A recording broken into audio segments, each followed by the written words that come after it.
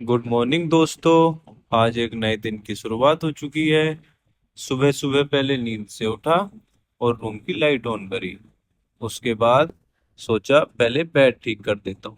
पहले बेड ठीक करा और उसके बाद खीस की तय बनाई।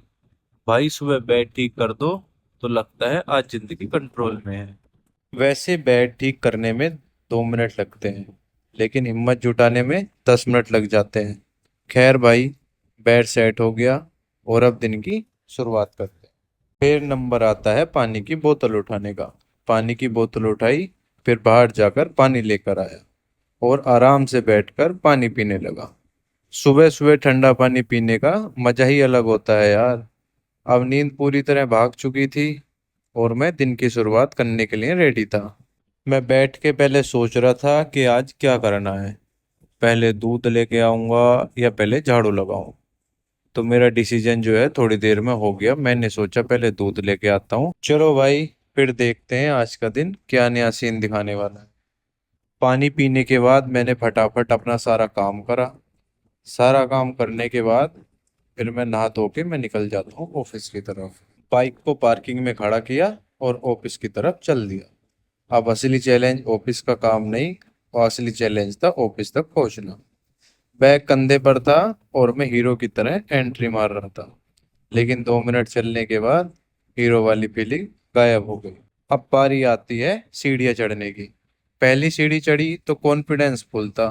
दूसरे फ्लोर तक आते आते सांस ने पूछ लिया, भाई ऑफिस आए हो या ट्रैकिंग पर?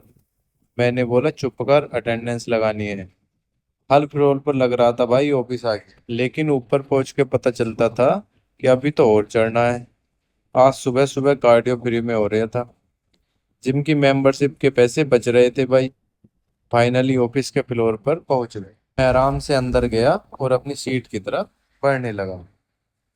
बाहर निकला तो देखा लोग भीड़ लगाए खड़े थे।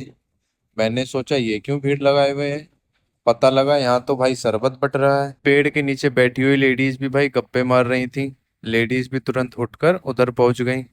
भाई शरबत का नाम सुनते ही सबकी स्पीड डबल हो गई थी।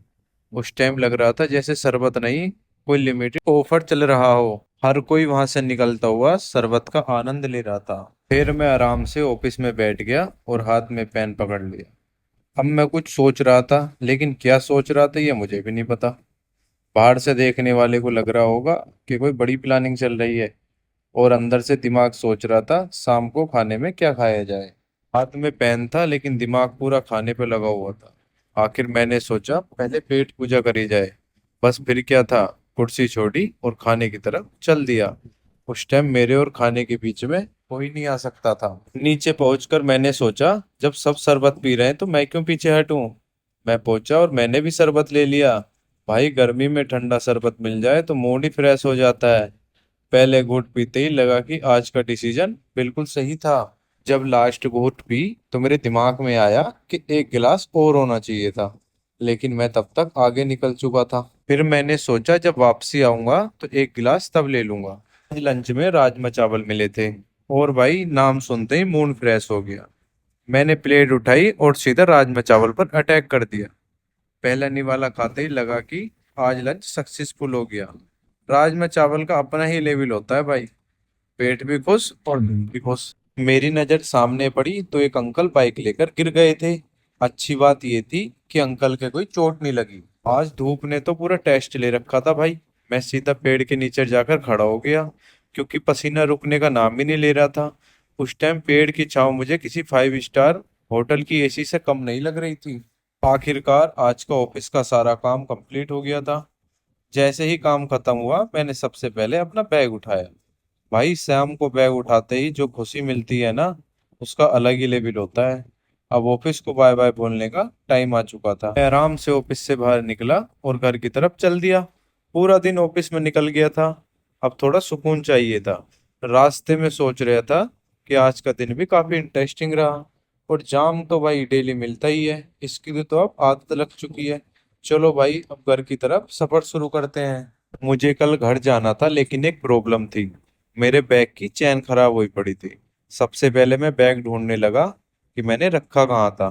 भाई जब कोई चीज जरूरत के टाइम चाहिए होती है ना, तभी वो मिलती नहीं है। बैग मिल गया था, लेकिन काफी दिन से यूज नहीं किया था, तो थोड़ा गंदा हो गया था। इसलिए मैंने एक कपड़ा उठाया और बैग को अच्छे से साफ करना शुरू कर दिया। भाई सफाई करते करते बैग का असली कलर भी वापस आ गया था। लेकिन मैंने सोचा पहले इसे देख तो लो, कभी कहीं और से भी फटा हुआ हो, मैं इसे ठीक कराने ले जाऊं और ये ठीक ही नहीं हो पाए। बस फिर क्या था, बैग उठाया और मोची ढूंढने के लिए निकल पड़ा। लेकिन मुझे ये भी नहीं पता था कि यहाँ मोची मिलेगा कहाँ।